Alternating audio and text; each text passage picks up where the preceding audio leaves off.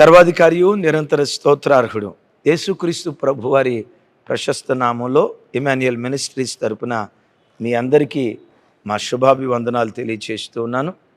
క్రీస్తునందు మాకు అత్యంత ప్రియమైన దైవజనాంగమా, ఎలా ఉన్నారు? ఈరోజు అరుణోదయపు దినాన లేచి ప్రార్థన చేసుకున్నారా? తమ్ముడు చెల్లి మిమ్మల్ని ఉదయకాలం లేచి ప్రార్థన చేసుకున్నారా? కంఠధ్వని ఆకాశమందలి దేవునికి వినిపించారా? మన కుటుంబాలకు ఆయువు పట్టు, మన కుటుంబాలకు బలం, ఎక్కడ త్రుట్టిల్లకుండా జారిపోకుండా మన బ్రతుకులను నిలవబెట్టే శక్తి ఉదయకాలపు ప్రార్థనలో దాగుంది అన్న సంగతి మర్చిపోకండి. జీవదాత అయిన యెహోవాకు చేసిన ప్రార్థన మనకు తోడుగా వస్తూ ఉంది. వాక్యం చెప్తున్నటువంటి సత్యం లేవటంతో ఆకాశ పక్షులు వాటి కంఠధ్వని దేవునికి వినిపించక మునిపే నీ ఇంటిలో నుండి నీ కంఠధ్వని దేవునికి వినిపించుదువుగాక. ఈరోజు ఉదయకాలం ఎంతమంది లేచి ప్రార్థన చేసుకున్నారో, గడిచిన రాత్రి ఎన్ని కుటుంబాల కుటుంబ ఆరాధన జరిగిందో, మీ ప్రార్థనా జీవితాన్ని చదివి విని అనేకులు ఇన్స్పైర్ అవటానికి గడిచిన రాత్రి ఎవరెవరు కుటుంబ ఆరాధన చేసుకున్నారో కింద కామెంట్ బాక్స్లో రాయండి. ఎర్లీ మార్నింగ్ అరుణోదయ ప్రార్థన ఎవరెవరు చేసుకున్నారో కింద కామెంట్ బాక్స్లో రాయండి. తమ్ముడు చెల్లి, దేవునితో గడపకుండా, ఉదయం లేచి దేవునితో గడపకుండా గడప దాటి బయటికి వెళ్ళొద్దు. ఒకవేళ నేను కుటుంబ ప్రార్థన చేసుకోకపోతే మీ క్షేమాన్ని కోరుకునే అన్నగా, మీరు ఆత్మీయంగా బ్రతికితే అదే మాకు పెద్ద కానుక అని ఆశపడే బిడ్డలుగా మిమ్మల్ని బ్రతిమలాడుకుంటున్నాను. ఈరోజు రాత్రి తప్పకుండా కుటుంబంలో కూడుకొని కుటుంబ ప్రార్థన చేసుకోండి. రేపు అడుగుతా ఎంతమంది కుటుంబ ప్రార్థన చేసుకున్నారు అని. తప్పకుండా మీరు కామెంట్ బాక్స్లో రాయాలి, అన్నా నేను చేసుకున్నాను అని. ఈ రాత్రి కుటుంబ ప్రార్థన చేసుకోండి. శనివారం అరుణోదయపు దినాన లేచి కంఠధ్వని దేవునికి వినిపించండి. ఇది చెప్పిన ఒక్కరోజు కాదు, ఒక్కరోజు మాత్రమే కాదు, మన జీవన తొలి సంధ్య ఆయనతోనే ఆరంభం కావాలి. జీవన మలి సంధ్య ఆయనతోనే ముగించబడాలి. ప్రార్థించుకుంటారు కదూ? వాక్యం విందాం. స్నేహితుల ద్వారా సహాయం దొరికిద్ది అనుకున్నాడు పౌలు. స్నేహితుల మాట వాళ్ళు వినలేదు. శిష్యులు అనబడిన వారు ప్రాణానికి ప్రాణం అడ్డు పెట్టారు. వాళ్ళు అడ్డుపెట్టిన వాళ్ళ ప్రాణం కాపాడబడలేకపోయింది. పట్టణం అంతా కూడొచ్చి పౌలు చంపాలా, దట్స్ ఇట్. ఈ దేమేత్రి వాళ్ళని అంతగా రెచ్చగొట్టాడు. చంపాలని 2 గంటల సేపు ఏకబిగువున వాళ్ళు మాట్లాడితే, పౌలు ఎన్నడూ ఎరుగని వ్యక్తి, పౌలుతో ఎన్నడూ పరిచయం లేని ఒక వ్యక్తి. కారణం అంటే అతని పేరు కాదు, అది అతని పోస్ట్. అతను లేచి ఏం మాట్లాడుతున్నాడో చూడండి. అపోస్తల కార్యాలు 19వ అధ్యాయం 34వ వచనం నుంచి 41వ వచనం వరకు అందరూ చూడండి. 35. 2 గంటల సేపు వాళ్ళు కేకలేశారు. నాతో కలిసి చెప్పండి. అంతటా కరణము సమూహమును సముదాయించి, ఎఫెసీల పట్టణము ఆర్తిమా మహాదేవికిని, ద్యుపతి యొద్ద నుండి పడిన మూర్తికిని పాలకురాలయ్యున్నదని తెలియని వాడెవడు? ఈ సంగతులు నిరాక్షేపమైనవి గనుక మీరు శాంతము కలిగి ఏది ఆతృతపడి చేయకుండా అవశ్యం మీరు ఈ మనుషులను తీసుకొని వచ్చితిరి. వీరు గుడి దోషినోళ్ళు కాదు, మన దేవతలను దూషించిన వాళ్ళు కాదు. దేమేత్రికిని అతనితో కూడా ఉన్న కంసాలులకును ఎవని మీదనైనను వ్యవహారం ఏదైనను ఉన్న యొడల న్యాయసభ జరుగుచున్నవి, అధిపతులు ఉన్నారు గనుక వారు ఒకరితో ఒకరు వేద్యమాడవచ్చును. అయితే మీరు ఇతర సంగతులు గూర్చి ఏమైనాను విచారణ చేయవలెనని ఉంటే అది క్రమమైన సభలో పరిష్కారమగును. ఏ సభ? మీరు ఇట్లా అల్లరి చేస్తే ఎట్లా చెప్పండి? ఇట్లా గొడవ చేస్తే ఎట్లా? మీకు పరిష్కారం దొరికిద్ది, కానీ ఎక్కడా? క్రమమైన సభలో మీకు పరిష్కారం దొరుకుతుంది. 40వ వచనం 39 పరిష్కారమగును. రైట్. 40వ వచనం, మనము ఈ గలిబిలిని గూర్చి చెప్పదగిన కారణమేమీ లేనందున నేడు జరిగిన అల్లరిని గూర్చి మనలను విచారణలోనికి తెత్తురేమో అని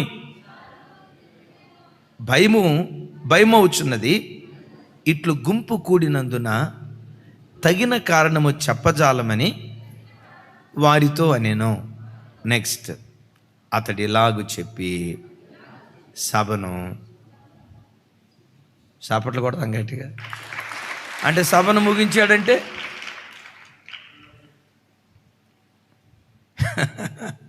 ఏటోళ్ళు అట్టు వెళ్ళిపోయారు. ఆ తర్వాత పౌలు అక్కడి నుంచి మాసిదోనియా వెళ్ళారు, యెరూషలేము వెళ్ళారు. తను అనుకున్నట్లుగానే తర్వాత రోమా పట్టణానికి వెళ్ళిపోయాడు. Praise the Lord. ఇక నేను చనిపోతాను, నాకు మరొక అవకాశం లేదు అని అనుకున్నప్పుడు కారణం అతను ఎవరో పౌలుకు తెలియదు, పౌలు ఎవరో అతనికి తెలియదు. దైవజనమ, ఒక అపరిచితుడి ద్వారా ఆశ్చర్యకరమైన సహాయాన్ని పౌలుకు దేవుడు పంపించాడు. ఎవరి ద్వారా? కారణము అంటే అది అతని పేరు కాదు. మన చిన్నతనంలో పల్లెటూళ్ళల్లో మునుసూబు చెప్పాలి, మునుసూబు కరణం. ఎఫ్ఎస్సి పట్టణానికి గవర్నర్ ఉంటే గవర్నర్కి అసిస్టెంట్ని కరణం అనేవాళ్ళట. ఆ రోజుల్లో గవర్నర్కి అసిస్టెంట్ని కరణం అనేవాళ్ళట. అంటే పెద్ద పోస్టు కలిగిన ఆయన. చూడండి ఉభయుల్ని ఎట్లా సముదాయించాడంటే చూడండి, వీళ్ళతో అంటాడు, ఎఫ్ఎస్సి పట్టణస్థులారా, మీరు అన్నట్లుగానే ఆత్మాదేవి మహాదేవి, ఇది నిరాక్షేపం, దీన్ని కాదన్నవాడెవడు, మీరు న్యాయమే అనేసరికి అంతసేపు రెచ్చిపోయినోళ్ళు పూర్తిగా సైలెంట్ అయిపోయారండి. దైవజనమ, ఒక మాట వినండి, కోపం రేపేదైనా నీ మాటే, చల్లార్చేదైనా నీ మాటే. మాటే మంత్రం. ఒకడు కోపం చల్లార్చాలన్నా, వాడి కోపం రేపి బీపీ తీసుకురావాలన్నా మొత్తం నీ మాటలోనే ఉంటుంది. విన్నారా? బైబిల్ అందుకనే రాసి ఉంటుంది, మృదువైన మాట కోపమును ఫైర్ ఇంజిన్. అది ఫైర్ ఇంజిన్. ఎంత మంటలనైనా ఆర్పగలిగిన శక్తి మృదువైన మాటలో ఉంది. ఆ తర్వాత ఏమని రాసిందో తెలుసా? నొప్పించు మాట కలహమును రేపును మంట పెడతా ఉంటుందమ్మా. అది ఏ మాట? కలహాన్ని నొప్పించే మాట కలహాన్ని రేపుతూ ఉంటుందట. ఈయన ఏమన్నాడు తెలుసా? అయ్యలారా, మీరు అన్నది కరెక్టే, ఆర్తిమాదేవి ఆకాశం నుంచి ఊడిపడిందే అన్నాడు. వీళ్ళు ఏమనుకున్నారు? అబ్బాబ్బాబ్బాబ్బా, సూపర్, నువ్వు అన్నది కరెక్టే అన్నారు. ఇప్పుడు పౌలు వైపు తిరిగి, ఈయన కూడా పాప అమాయకుడిలా కనపడుతున్నాడయ్యా, మన గుడి ఏమన్నా దూశాడా? మన దేవతలను ఏమన్నా దూషించాడా? వాళ్ళ దేవుని ధర్మాన్ని గురించి చెప్పాడు, విగ్రహారాధన చేయకూడదని, చేతితో చేయబడిన వాటిని ఆరాధించకూడదని వాళ్ళు దేవుడు చెప్పిన మాట చెప్పాడు, కానీ ఆయన మాట కాదు కదా అది. ఆయన కోణంలో అదే కరెక్ట్, అది కూడా కరెక్ట్. మీరెందుకు ఆయన తప్పు పడతారు అని వీళ్ళు అనుకున్నారు తెలుసా? నిజమే కదా, ఈయన చెప్పేది కరెక్టే కదా, మనం అనవసరంగా బీపీ తెచ్చుకున్నాం కదా అని ఉభయులు నెమ్మదించి ఎవరి మార్గాన్ని వాళ్ళు వెళ్ళిపోయారు. దైవజనమ, ఇక నాకు మరణం తప్పదు అని అనుకునే పరిస్థితుల్లో కూడా ఆశ్చర్యకరమైన రీతిలో తెలియని వ్యక్తుల ద్వారా పౌలుకు సహాయాన్ని పంపించి మరణములో నుండి జీవానికి దేవుడు దాటించాడు. నా మాట నమ్మండి, నువ్వు ప్రపంచంలో ఎక్కడున్నా, నువ్వు ఎరిగిన వాళ్ళు ఎవ్వరూ లేకపోయినా, నా అని చెప్పుకునే దిక్కుమొక్కు లేని స్థలాల్లో నువ్వు బ్రతుకుతున్నా, శారీరకంగా నీవు ఎరిగిన వాళ్ళు ఎవరు అక్కడ లేకపోయినా, నీవు ఆరాధించే దేవుడు ప్రతి చోట ఉంటాడు. ప్రతి చోట ఆయన కార్యం చేస్తాడు. నీవు ఎరిగిన స్థలాల్లో కార్యం చేయగలుగుతాడు, నీవు ఎరగని స్థలాల్లో కార్యం చేయగలుగు. నేనంట, అసలు నీ దేవుడు ఎరగని స్థలం ఏదో ఒకటి చెప్పు. నీ దేవుడు ఎరగని స్థలం ఏది చెప్పు. మనం నిన్న లాస్ట్ సెషన్లో విన్నాం కదా, ఇందుగలడు అందు లేడును సందేహంబు వలదు ఎందెందు వెతికినా అందుగలడు. అవును, దావీదు అంటాడు, ఆకాశానికి ఎక్కినా అక్కడున్నావు, భూదిగంతాలకు వెళ్ళినా అక్కడున్నావు, వేకువ రెక్కలు కట్టుకొని సముద్ర దిగంతాలకు వెళ్ళినా అక్కడ నీ ఉన్నావు, నీ ఆత్మ ఎదుట నా దాగుచోటు లేదు అంటాడు. Praise the lord.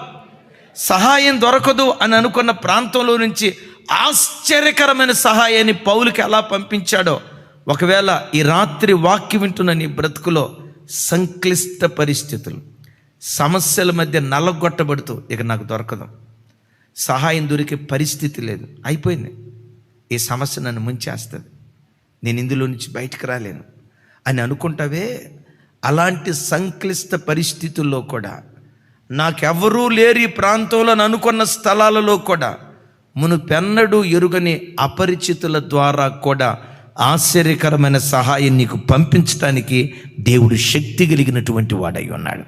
ఆ స్థలంలో నువ్వు ఎరిగిన వాళ్ళు ఎవరు అవసరం లేకపోయి ఉండొచ్చు. ఒక అద్భుతం, అపోస్తుడైన పౌలు వారి పరిచర్యలో కర్ణం ఎలా సహాయం చేశాడో, మన పరిచర్యలో కూడా మన బ్రాంచ్ మందిరం ఒక చోట ఉంది, బ్రాంచ్ మందిరం.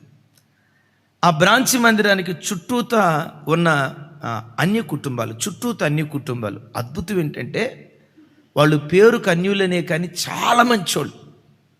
అక్కడ ఆదివారం మన ప్రార్థన పెట్టుకున్న ఒక్క మాట అనరు. మాట అనకపోగా ఎప్పుడైనా మైకి పెట్టకపోతే, ఏమయ్య గారు ఈ ఆదివారం మైకి సరిగా పెట్టలా, మాకు పాటలను పడకపోతే నిద్ర పట్టట్లేదండి అంటారు. అంత మంచివాళ్ళు.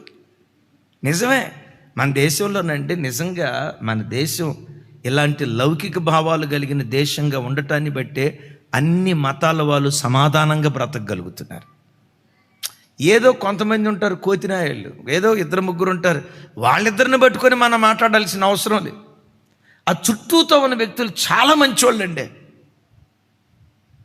అయితే వీళ్ళను దూర ప్రాంతాల నుంచి కొంతమంది రెచ్చగొట్టి, మన బ్రాంచ్ చర్చిలో ఒక చోట అసలు వీళ్ళు పొరపాటున మైకు పెట్టకూడదు, ఆదివారం మైకు పెట్టకూడదని మొత్తానికి పోలీస్ స్టేషన్లో కంప్లైంట్ చేశారు. ఆ సిఐ గారు వచ్చాడు, ఆయన పేరు భాస్కర్ గౌడ్ గారు, చాలా మంచి ఆయన.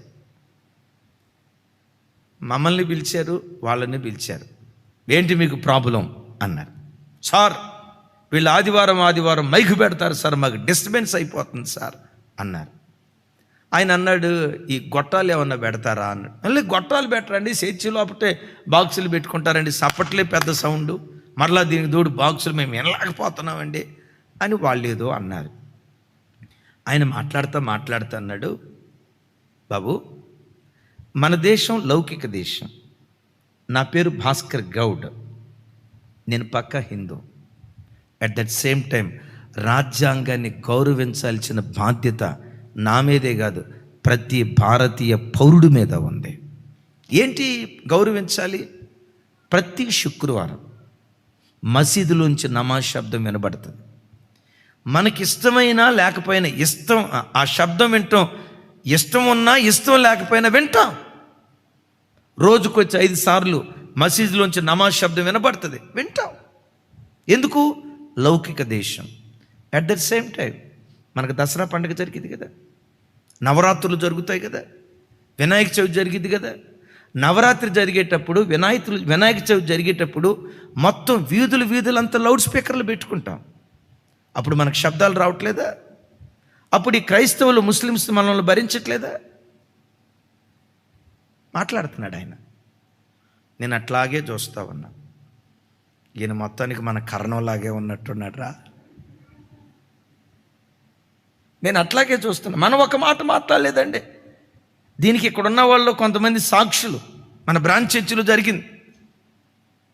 ఆయన అంటాడు, అవును మన దీపావళి అప్పుడు మొత్తం తారాజవలు పేలుస్తూ ఉంటాం, ఎంత శబ్దాలు రావట్లే, అప్పుడు వీళ్ళకి డిస్టర్బెన్స్ కాదా? చెప్పండి. మన బోనాలు జరుగుతాయి, వీధి జాతర చేస్తాం, అది మన పద్ధతి. మనల్ని వీళ్ళు గౌరవిస్తున్నారు కదా, మనల్ని వీళ్ళు ఎట్లా భరిస్తున్నారు, ముస్లిమ్స్ని మనం ఎట్లా భరిస్తున్నాము, క్రైస్తవులను కూడా ఆదివారం మనం భరించాల్సిందే. నా వైపు చూసి అన్నాడు, పాస్టర్ గారు ఆదివారం మైకి పెట్టుకోండి, నేను నీకు పర్మిషన్ ఇచ్చాను అన్నాడు. నేను అనుకున్నా, నువ్వు నిజంగా నాకు కరణంలాగే ఉన్నావయ్యా. ఆ కాలంలో పౌలుకి ఎట్లా సహాయం చేశాడో చూడండి. మన నోటితో ప్రమేయం లేకుండా, మనం ఎన్నడూ ఆయన నెరగం, అసలు వారి పేరేంటో మనకు తెలియదు. కానీ అద్భుతం తెలుసా, ఆ అధికారుల హృదయాల్లో కూడా మన పట్ల దేవుడు దయ పుట్టించాడు. నీ దేవుడు ఎవరో తెలుసా? నాకు సహాయం దొరకదు అన్న స్థలాల్లో కూడా అపరిచితుల ద్వారా కూడా ఆశ్చర్యకరమైన సహాయాన్ని నీకు పంపించగలిగినటువంటి దేవుడు. ఒక మాట అంట, ఏలియా నా వైపు చూడాల. ఏలియా కేరీతు వాగు దగ్గర ఉన్నప్పుడు ఏలియాకి మాంసం తీసుకొచ్చింది ఎవరు? మీలో ఎవరైనా కాకులు మాంసం తీసుకొస్తాయి అంటే నమ్ముతారా? దానికి ఉన్న బుద్ధి ఏంటంటే మన చేతిలో ఉన్న వాటిని లాక్కొని పోతాయి. దానికి లాక్కునే బుద్ధే కానీ పెట్టే బుద్ధి ఉండదు. కానీ నీ దేవుడు ఎవరో తెలుసా? సహాయము దొరకదు అన్న స్థలాలలో నుండి కూడా నీకు సహాయాన్ని పంపించగలిగినటువంటి దేవుడు. ఇది చదువుతున్నప్పుడు బైబిల్లో ఒక సన్నివేశం నా జ్ఞాపకం వచ్చింది. చూడండి ఒకసారి ఆ మాట చూడండి, ప్రార్థన చేసుకుందాం.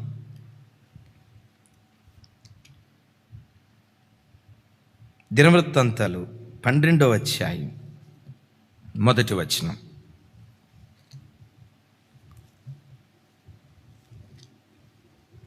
దినవృత్తాంతాలు, మొదటి దినవృత్తాంతాలు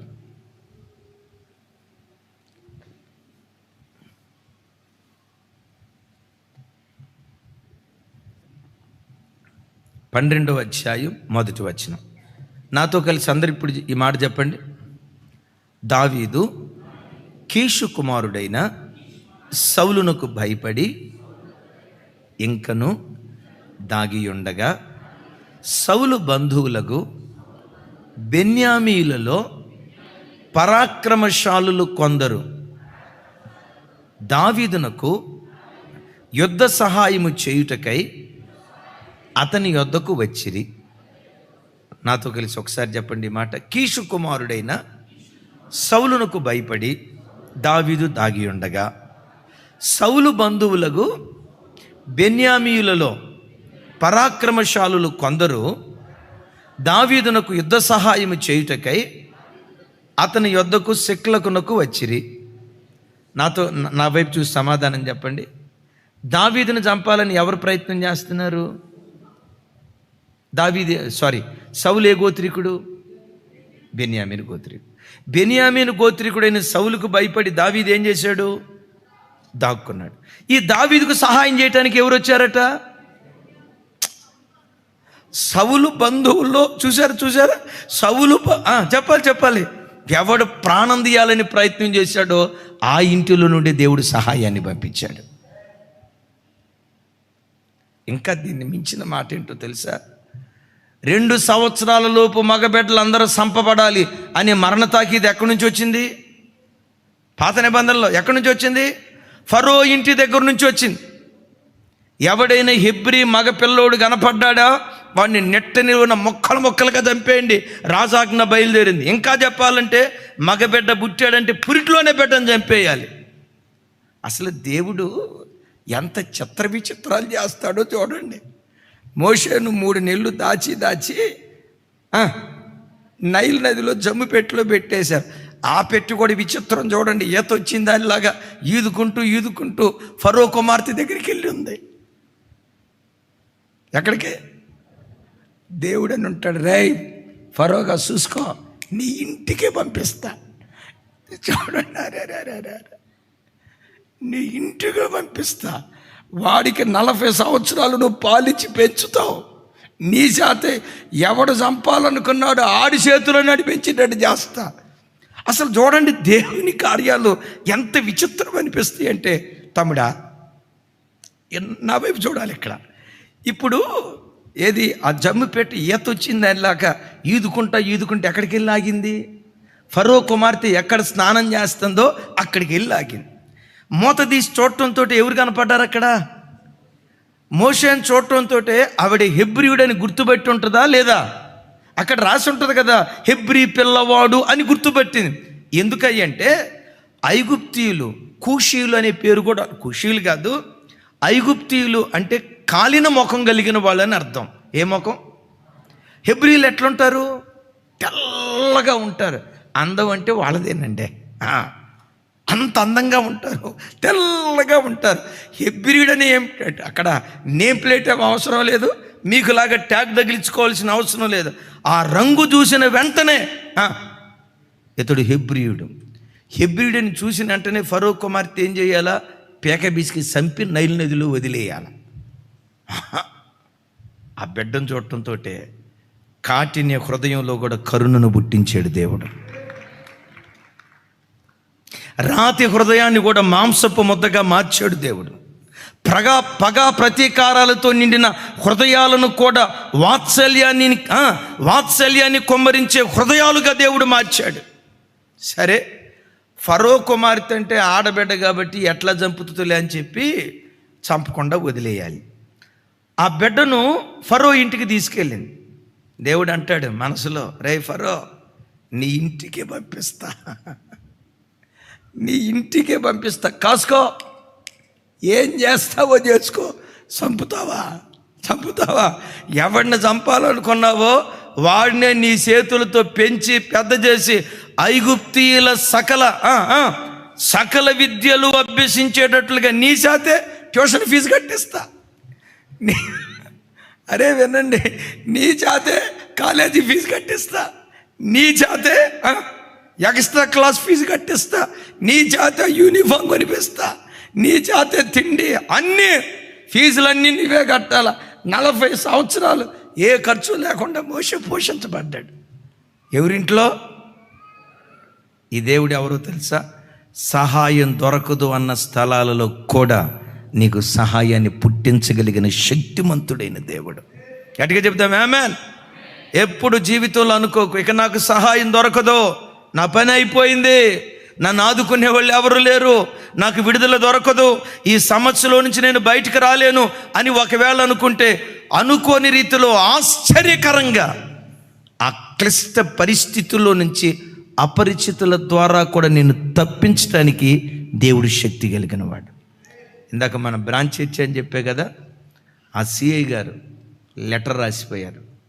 ఆదివారం వేళనొక్క మాట అన్నారా, నేను ఊరుకోను. అద్భుతం ఏంటంటే, ఇది 2012లో జరిగింది మన బ్రాంచ్ చర్చిలో. 2012 నుంచి ఇప్పుడు ఎన్ని సంవత్సరాలు? 12 సంవత్సరాలు. ఈ రోజు వరకు ఆ చర్చిలో ఒక చిన్న గొడవ కూడా లేదు. ఎందుకో తెలుసా? కర్ణని దేవుడు లేపాడు. విచిత్రం, ఆ కర్ణం ట్రాన్స్ఫర్ అయిపోయాడు. ఆ కర్ణం ట్రాన్స్ఫర్ అయిపోయినా ఆయన చేసిన శాసనం ఎప్పటికీ సాక్షార్థంగానే ఉంది. గట్టిగా చెప్దాం ఆమేన్, గట్టిగా చెప్దాం ఆమేన్, గట్టిగా చెప్దాం ఆమేన్. పౌలుకు ఎఫెస్సి పట్టణంలో ఎవరూ లేరు, ఐగుప్తు దేశంలో మోషేకి ఎవరూ లేరు, కిద్రోను వాగు దగ్గర ఏలియాకి ఎవరూ లేరు. లేకపోయినా ఆశ్చర్యకరమైన సహాయాన్ని పితరులకు పంపించిన దేవుడు. నా మాట నమ్ము, నీవు సంక్లిష్ట పరిస్థితిలో కొట్టుమిట్టాడుతున్నప్పుడు సంయోచితమైన సహాయం నిశ్చయంగా దేవుడు నీకు పంపించును గాక. తన మహిమ కొరకు సహాయాన్ని పంపి నిన్ను ఆదుకొనును గాక. ఏ సమస్యలో నువ్వు సతమతమైపోతున్నావో, నాకు సహాయం దొరకదు అని అనుకుంటున్నావో నమ్ము, ఉజ్జియా రాజుకు, హిజ్కియా రాజుకు ఆశ్చర్యకరమైన సహాయం పంపించిన దేవుడు, పితరులకు పౌలుకు ఆశ్చర్యకరమైన సహాయం పంపించిన దేవుడు. ఏ సంక్లిష్ట పరిస్థితుల్లో ఉండి రాత్రి ఇంట్లో ఉండి వాక్యం వింటున్నావో నమ్ము, ఆశ్చర్యకరమైన సహాయం నీకు దేవుడు పంపించును గాక. ఆమేన్.